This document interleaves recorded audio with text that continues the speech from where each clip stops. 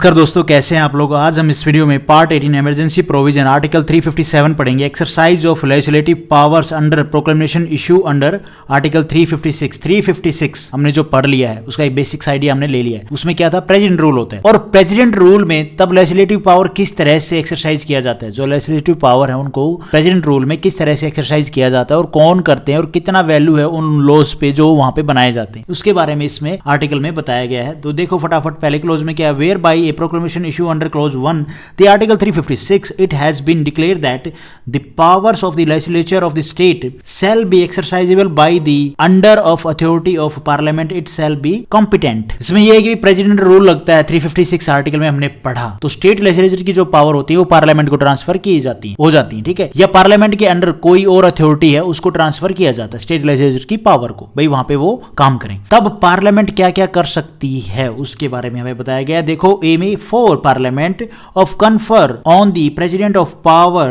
of the legislature of the state to make laws and to authorize the president to delegate subject of such conditions as he may think fit to impose the power so conferred to any other authority to be specified by him in that behalf। यहाँ पे simple सी बात है कि parliament के पास power आ गया तो president को बोल सकते हैं, तो प्रेसिडेंट को बोल सकती है पार्लियामेंट की लेजिस्लेचर के जो लॉ आप खुद बना सकते हैं जो स्टेट के लिए, या गवर्नर के थ्रू बनवा सकते हैं, ठीक है, उनके थ्रू करवा सकते हैं जो भी लॉज का काम है, या किसी अथॉरिटी के थ्रू करवा सकते हैं। ऐसे पार्लियामेंट प्रेसिडेंट साहब को बोल सकती है। तो सिंपल सी बात यहाँ पे यही बोली जा रही है कि पार्लियामेंट कन्फर करेगी प्रेसिडेंट को कि वो जो स्टेट लेजिस्लेचर के जिस स्टेट में इमरजेंसी इंपोज हो रखी है वहाँ की जो लॉ सिस्टम वो, क्योंकि स्टेट की पावर किसके पास आ जाती है काम करने की, प्रेसिडेंट साहब के पास, प्रेसिडेंट रूल लगाए तो।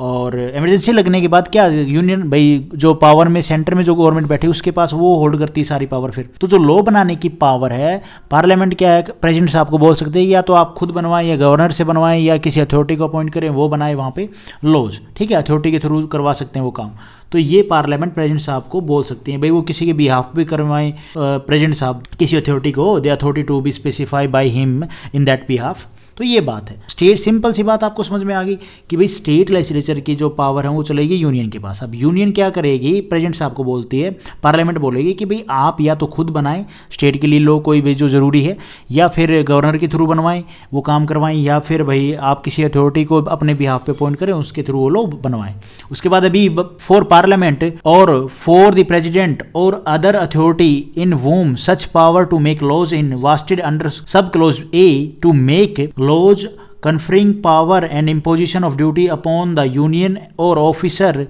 and authority thereof। पे ऑफिसर की बात कर दी है क्या भैया, जो ये ऑफिसर है अथॉरिटी की बात कर दी है कि पार्लियामेंट को ये पावर की प्रेसिडेंट के पास हो, भाई भेज सकते हैं कि भाई आप या तो खुद से काम करें किसी अथॉरिटी के या गवर्नर के थ्रू काम कराएं। अब प्रेसिडेंट अगर किसी अथॉरिटी को बोलते हैं कि लेजिस्लेचर पावर जो है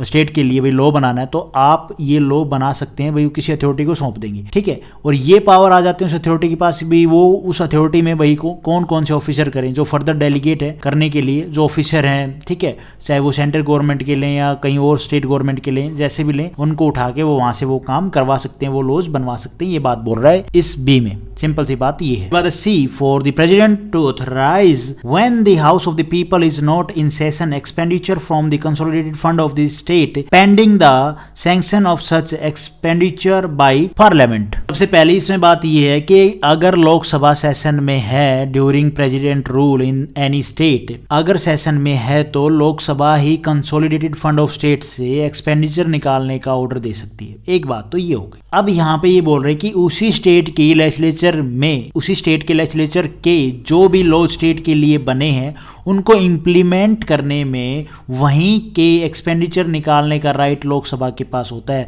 अगर लोकसभा सेशन में नहीं है तो प्रेसिडेंट ऑथराइज करेंगे और जब लोकसभा सेशन में आ जाएगी तो उसको रेटिफाई करवाएंगे। इसी भाषा में बात बताऊं, स्टेट लेजिस्लेचर के लिए जो लॉ बने, स्टेट के लिए जो लॉ बने, उनके लिए भी इंप्लीमेंट करने के लिए खर्चा तो चाहिए ना। अब वो खर्चा कहाँ से निकालेंगे, स्टेट के जो कंसोलिडेटेड फंड है वहाँ से निकालेंगे। कौन निकालेंगे, लोकसभा सेशन में तो लोकसभा